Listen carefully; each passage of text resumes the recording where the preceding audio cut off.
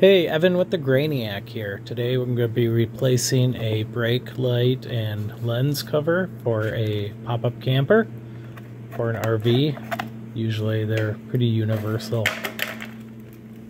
Going to be removing the hardware. Going to be having to take off some silicone and some butyl tape, clean it up a bit, and then replace it with a new one I bought online. Usually they match right up. You just want to make sure to verify your measurements. Mine was about 8.5 inches, and then the depth and everything should match up after that. Nothing was wrong with the light. It just was faded, it was cracked, but it was functional. But since I'm redoing my camper, I figured I might as well get new lights, new hardware. The old bulb just twists and pulls right out.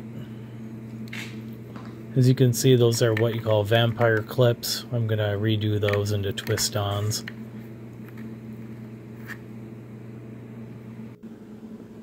So, figuring out how I can peel that away. Because once I get it off of there, then I can start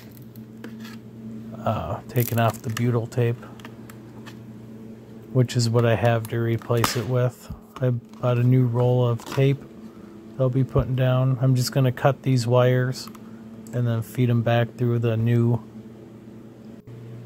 lens. There we go. There's the new one. Old. Looks a lot better. Look for my other videos too. I redid the whole outside of the camper in the last week. New lights. I painted the bumpers front and back. I taped off and painted the fronts and sides. I did take off the decals. It's a Palomino Colt. Now it doesn't say anything. I just did the whole thing white. I redid my roof not too long ago in a two-part EDSM, I believe it's called, rubber roofing kit. So any of those videos look through and find. I didn't upload my painting video yet for the sides and back. Figured I would show this one first.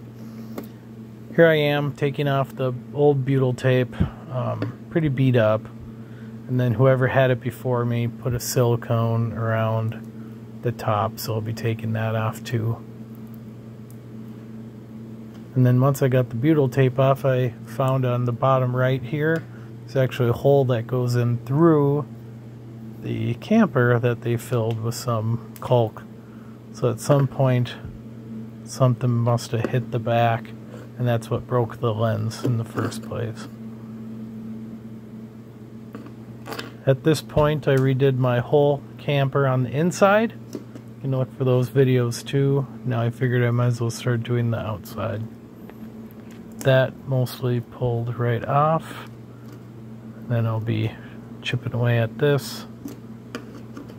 A little bit of camera magic though. It'll all be off in a second. And painted, because I did my second layer of paint in between filming this and putting my lens back on. Just trying to get a little bit more with the razor. Ended up just using a scraping tool to get the rest of it off. A putty knife. There we go. Popping off the new lens because I have to pull the wire through.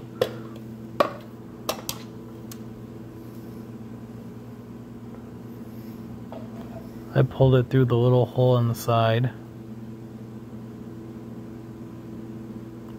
And the splicing tool I have is really nice if you don't have one yet. Something to strip your wires. Just press the handle and it holds and strips the wire in one go. Speed it up a little for you. Little butyl tape around the outside. Line everything up. Put a little piece in there where that, like I said, the hole went straight through. Wasn't a big one, so hopefully just cover it up with that tape. It'll keep the water out. If I line it up a few times, make sure I'm just hitting the outside edge of my lens. I don't want it poking out too far. but I want to make it a good seal. The reason why you're using this is because it flexes. It's what everybody uses for marine and RVs and pop-ups.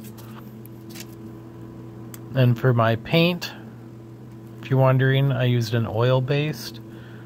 As I looked it up, oil-based outdoor paint, it should flex with the camper so it doesn't chip through time as the camper's rolling down the road. It moves a little bit. There's a tool I was talking about where you just press the lever and it strips it for you. Now again, we had the vampire connectors. Now I'm going to go with the twist-ons. A little bit easier, and doesn't corrode as quick. Those vampire ones can get kind of nasty if they get any kind of moisture in them. Press it in, line up the holes. This hole had a little bit of trouble lining it up. Once you get one, the other three should be pretty well lined up. I had to move my butyl tape around, find the hole.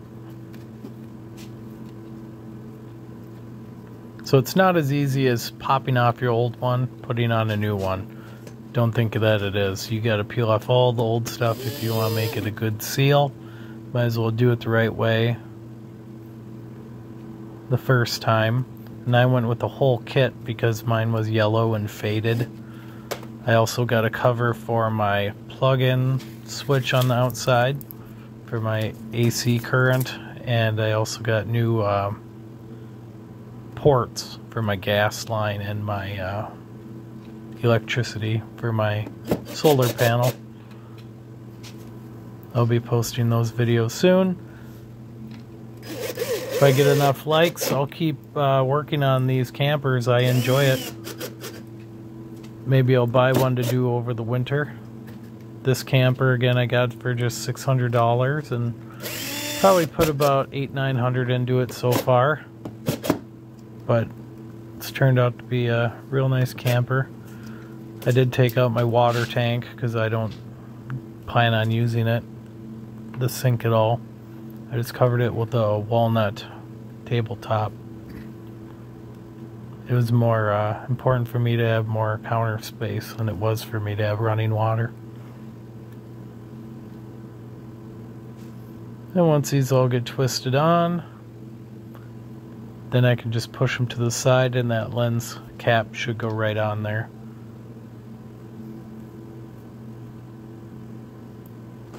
And I think it's a really nice upgrade from my old lens.